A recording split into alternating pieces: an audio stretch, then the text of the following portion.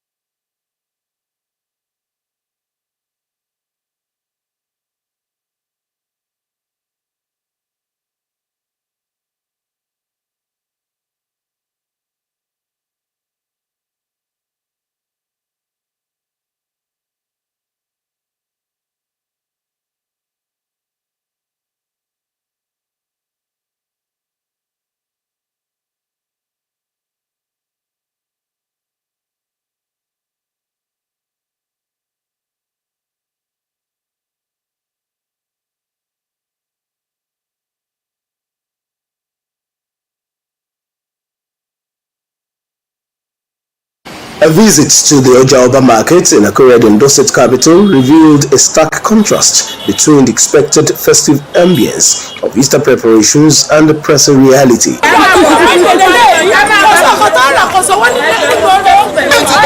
and my children they pressurize me say I go buy chicken for them. 20,000 I want to. Livestock sellers appear to be the worst hit. Broilers now selling for between 15,000 naira and 20,000 naira, and layers going for 9,000 naira. Many sellers lament low patronage.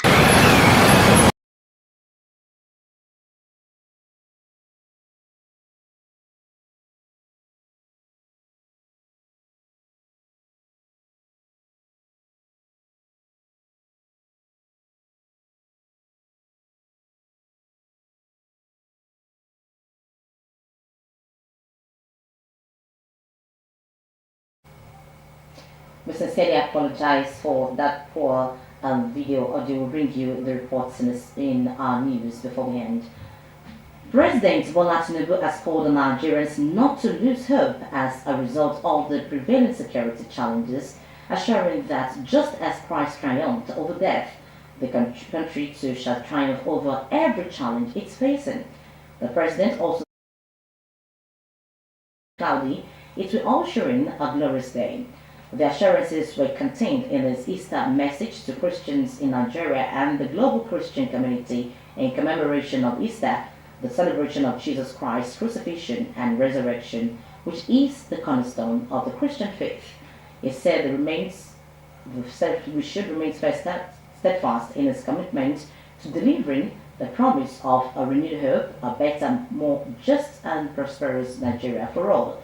President Tinubu urged Christians to use this occasion to reflect on the enduring values of sacrifice, redemption, love, and hope, urging Nigerians to remain hopeful, united, and resolute in pursuing national progress. Meanwhile, a non-denominational Christian advocacy group, Christian Conscience, has called on all warring factions and plateau states to embrace peace and put an end to the cycle of violence that has split the region. In an Easter message by its national chairman, Dr. Yetunde Akinleye, the group lamented the senseless killings in the state and urged the combatants as well as their sponsors to shed their swords. The group appeals to the people of Plateau to allow Jesus Christ, an embodiment of love and peace, to take charge in the affairs of the state. The Christian Conscience expressed concerns that many political leaders were imposing themselves on the people instead of allowing divine will to prevail. It also condemned the persistent attacks by bandits and herders across the country, urging the government to take decisive action by identifying and prosecuting the sponsors.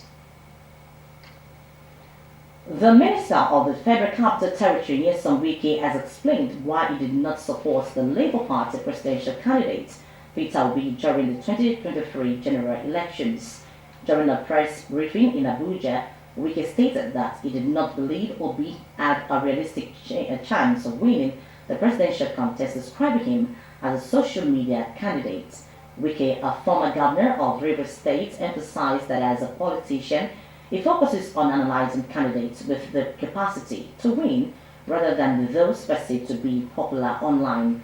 According to Wike, winning elections in Nigeria involves more than just being the most qualified or popular on social media platforms. He also referenced the challenges faced during the 2023 elections, including the Naira design policy and fuel scarcity, which he said created a turbulent environment, and commended the eventual winner of the election, President Bola Tinubu, for navigating the difficulties imposed by administration policies at the time. Meanwhile, Nyesom Wike has publicly stated that the People's Democratic Party is not adequately prepared for the 2027 have a formidable structure to defeat the ruling All Progressives Congress APC in 2027. The minister made these assertions during a media parley in Abuja. It has been reported that the opposition leaders across the country are intensifying efforts to form a united front against the APC. However, divergent interests among key stakeholders have continued to hamper the progress of coalition talks. And still in politics, the Kano State chapter of the All Progressives Congress APC says is ready to receive the 2023 presidential candidate of the new Nigerian People's Party (NNPP), Rabiu Musa Kwankwaso, and others, but with conditions to join the party. The state party chairman, Abdullahi Abbas, told journalists APC has already directed the world chapters to open registers for new vacancies, irrespective of their political and social stature, and in line with the party's constitution. Abbas advised those desirous of joining the APC in the state to visit their respective wards and register. He assured elected party officials from the ward, local government, senatorial and state levels that they will continue to function as provided by the tenure of their office in the party's constitution. The party chairman also said old and new entrants seeking any elective or party positions shall be free to exercise constitutional rights of voting or being voted for without any special preference. You're still watching Osrc News at 7 after the break. We'll bring you more stories. Please don't go anywhere. Whatever you need, wetin dey make every other special? From your screen, the joy. No be the joy. E dey give to people wey no do plenty for us. Chai, e sure me say na on top the better gbedu wey e dey bring to life. Na im be the boku joy wey each other dey bring. We sabi these things. Na why be say no matter the need wey you get, Jumia dey for you. Gidigba. Oya, wetin you dey wait for? Download the Jumia app sharp sharp. Jumia, joy don land.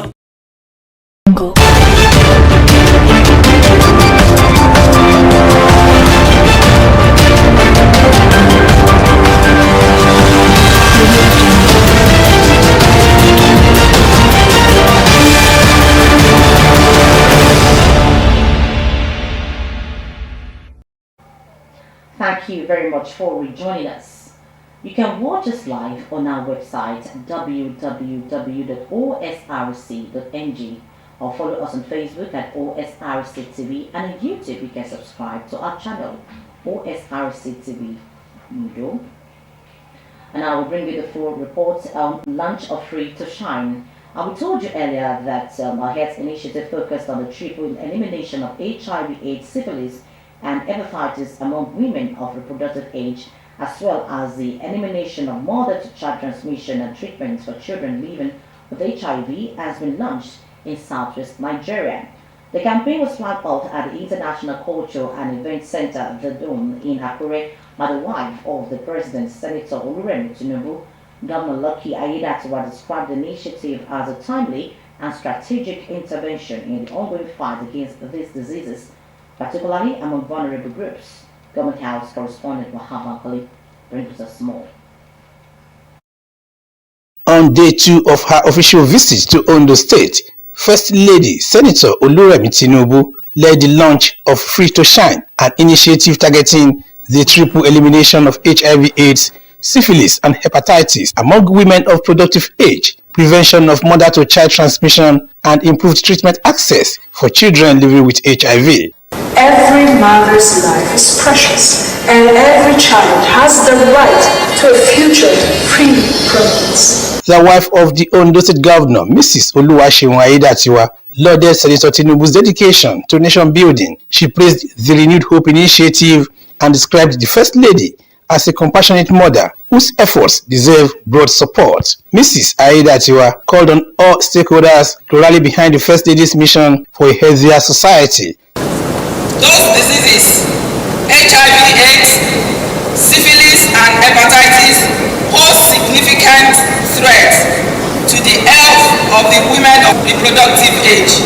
They have devastating and often fatal consequences if not well treated. Speakers delivering goodwill messages applauded Senator Tinubu's efforts to improve public health and well-being, urging greater collaboration among stakeholders to achieve the campaign's goals. Your Excellency has been communicating without any ambiguity that HIV, hepatitis, syphilis are preventable. Nigeria is employing a multi-pronged approach to control HIV/AIDS, focusing on prevention, treatment, and care. The event also featured testimonials from individuals who have lived with or survived these diseases. Governor Lucky Aiyedatiwa said the initiative reflects the compassionate ideals of the current administration and offers renewed hope to vulnerable populations. He hailed Senator Tinubu as a steadfast advocate for women, adding that her Renewed Hope initiative has become a vehicle for empowering and improving women's health across the country. Governor Aiyedatiwa emphasized the importance of partnerships across federal, state, and local levels to sustain the campaign's impact and ensure that no woman or child is left behind in the fight against preventable diseases. We are grateful for counting on those states wanting to be at the forefront in this laudable program. Today, as we flag up the triple elimination campaign, we do so with the hope that no woman will have to fear preventable disease during pregnancy. We hope that no child will inherit a burden that science has already conquered. And we hope that through sustainable partnerships among all levels of government in Nigeria, we will build a healthier and stronger country. The wife of the president, Senator Oluremi Tinubu, reiterated that the campaign aligns with her vision for a healthier Nigeria, where preventable diseases no longer claim lives, especially among women and children. She acknowledged Nigeria's high burden of HIV/AIDS in sub-Saharan Africa, attributed to its large population and systemic challenges. The First Lady further noted that Free to Shine aligns with President Bola Tinubu's Renewed Hope agenda, which prioritizes health as a cornerstone of national development. It is heartbreaking to know that just 2 years ago, 15,000 children aged 0 to 14 lost their lives to AIDS-related illnesses. Each of these children was not just a statistic, but represented a future full of potential that was sadly cut short. The ongoing challenges faced by these children emphasize the urgent need for sustained action to improve prevention strategies, enhance diagnosis, and expand access to quality treatment to ensure that no one is left behind. In Nigeria, hepatitis and syphilis are major public health outcomes. She emphasized the critical role of traditional and faith-based institutions in addressing cultural and religious barriers to treatment and prevention. Ojú làwọn ọyọ́ tí ò yógi, ojú tí ó sì bá ní ọ̀kadẹ́, kì í fi tàárọ̀ ṣe bàìbàì. Má kánjú gba adé, má kánjú nu adé, má sì kánjú dé adé. Mo kí ìyá mi, Sẹ́nitọ̀ Olúrẹ̀mí Tinubu. From the International Culture and Events Center, the Dome in Akure, Wahab Bankole, Osrc News. Believers have been urged to embrace acts of love and charity in their daily lives. This charge was given during the Good Friday celebration observed by Christian faithful across the world. Blessing Obi tells us more. Good Friday, also known as Holy Friday or Great Friday, is observed by Christians across the world. It is a solemn Christian holiday commemorating the crucifixion of Jesus and his death at Calvary. At the Sacred Heart Cathedral in Akure, faithful gathered in reverence as the church reenacted the journey of Jesus Christ to his crucifixion. The solemn procession featured a dramatization of Jesus carrying a wooden cross, being mocked, beaten, and ultimately nailed to the cross.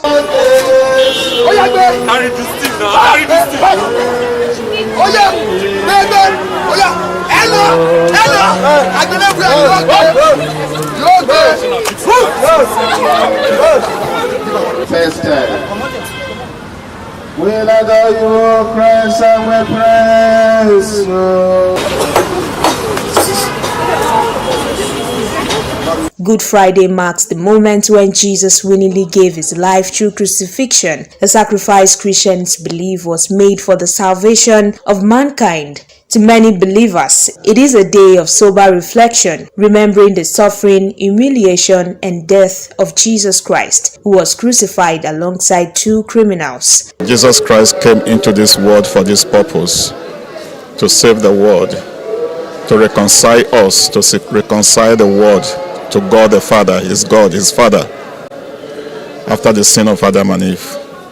So we needed reconciliation, and Jesus Christ came and was sacrificed for us, for our redemption. Friday is telling us to see the passion and to feel the passion that Jesus Christ went through, so that we can resist, stop sinning, and calm down, humble ourselves, and try to accommodate others. A day that the Savior of the world died is considered to be a good day.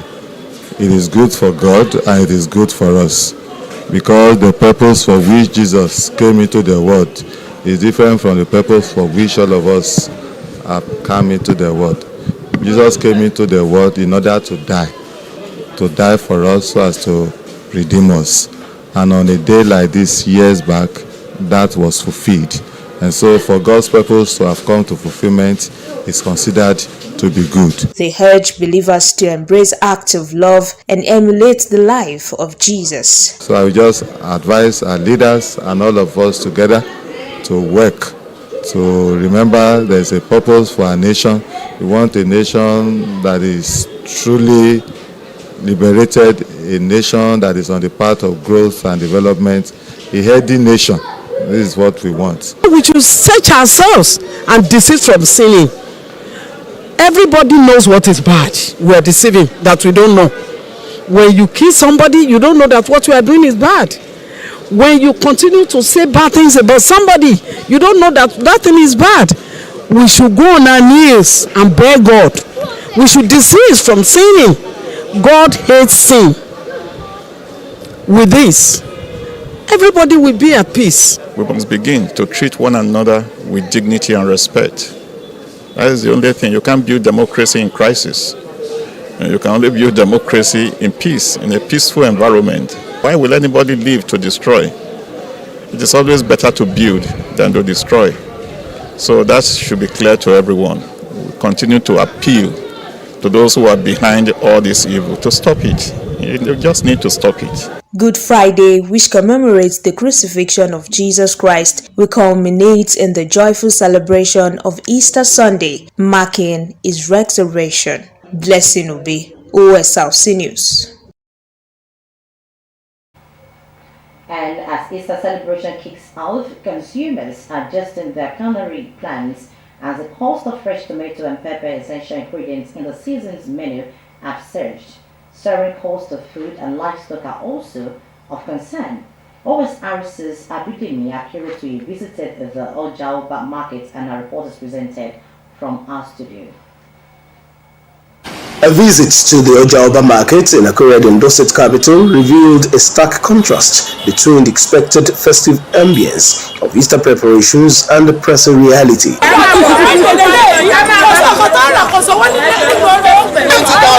and my children they pressurize me say me I go buy chicken for them 20,000. How I want to. Livestock sellers appear to be the worst hit.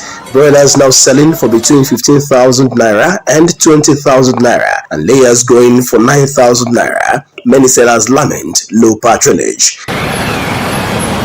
Well, the price range for me is okay, but the customers that are coming, they are not pricing well. So I can't get to please someone and displease myself, since I know how much I've spent bringing them up to this stage. So you don't just give it out like that without checking your own gain. The feed is higher than December price. Customers are not much coming today, but we hope tomorrow and next tomorrow that things will be better than today.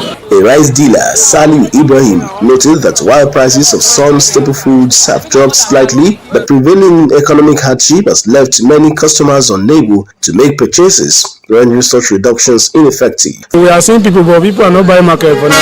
We use less than what we were selling before. So some of items that we are selling now, like foreign rice before is, let me say 90,000 naira.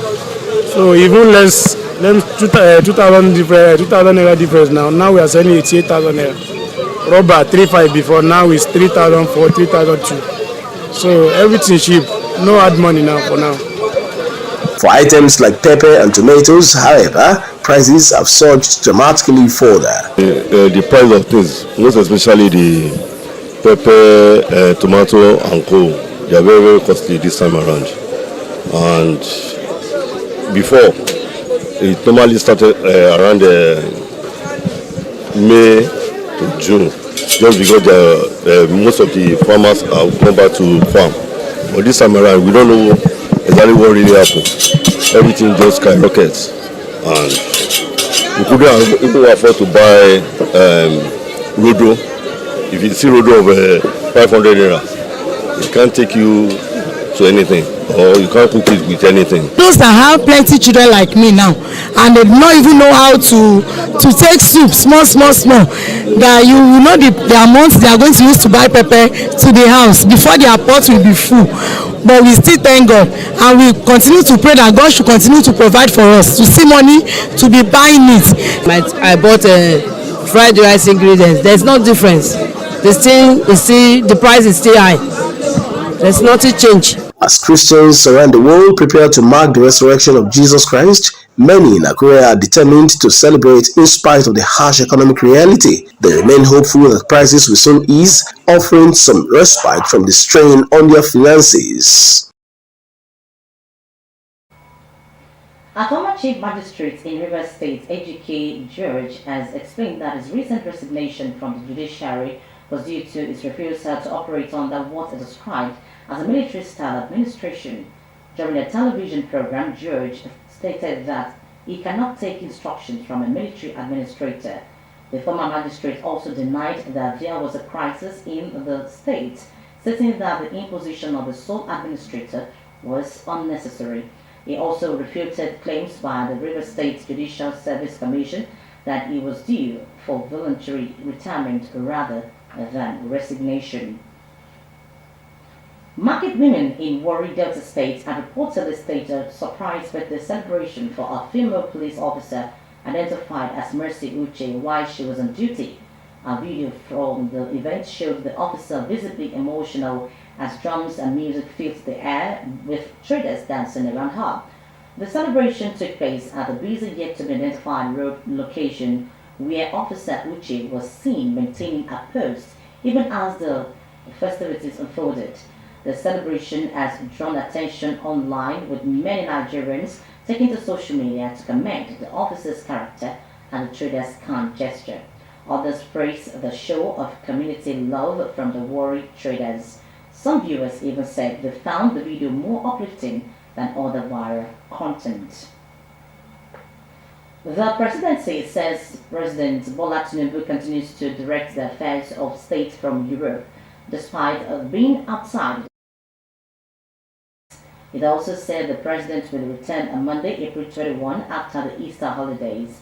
In a statement, Tinubu's special advisor on information and strategy, Bayo Nanuga, explained that the president, who traveled from Paris to London the weekend, remains engaged in Nigeria's governance and that he is constant communication with key government officials. Onanuga added that the president had given directives to security chiefs to address emerging threats in some parts of the country. Tinubu's absence, the presidency noted, is temporary and in line with the communicated time frame of approximately 2 weeks.